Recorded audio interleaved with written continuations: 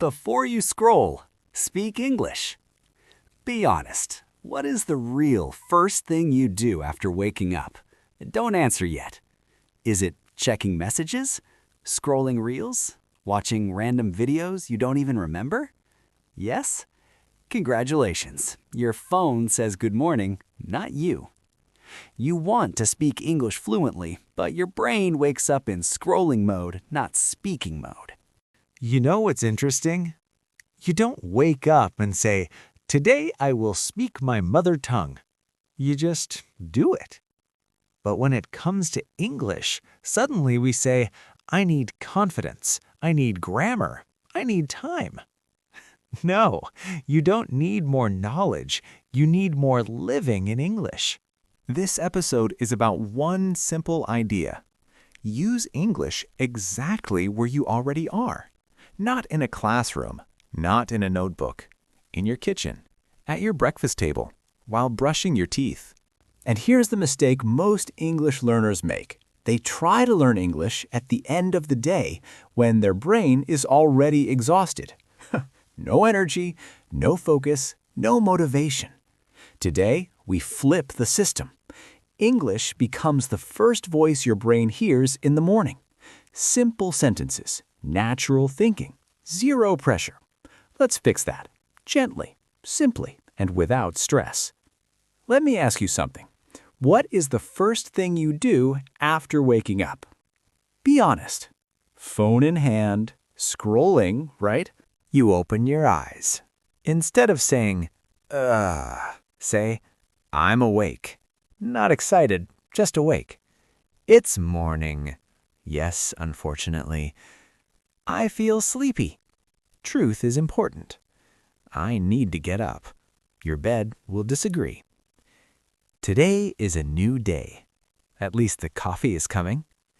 Say it slowly, say it casually, no drama.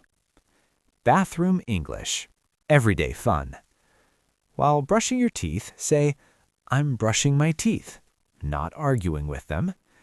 The water is cold. Why is it always cold? I'm washing my face.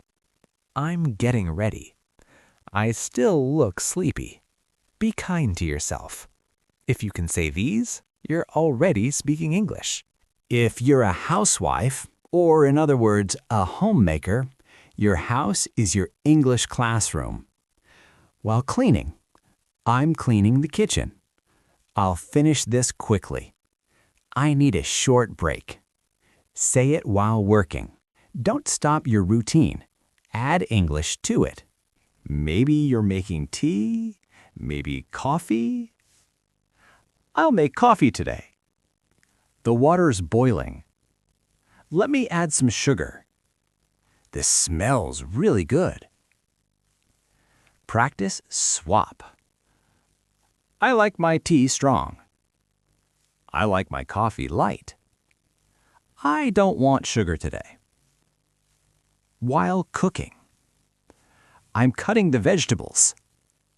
Be careful, the knife is sharp. I'll turn the stove on. The flame is too high. Let me lower the heat. Say one sentence for every action you do.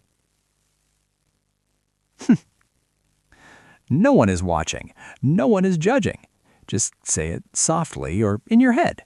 Once morning English feels natural, we move to part 2, daytime English. Work, study, outside conversations. But first, master the morning. Remember this.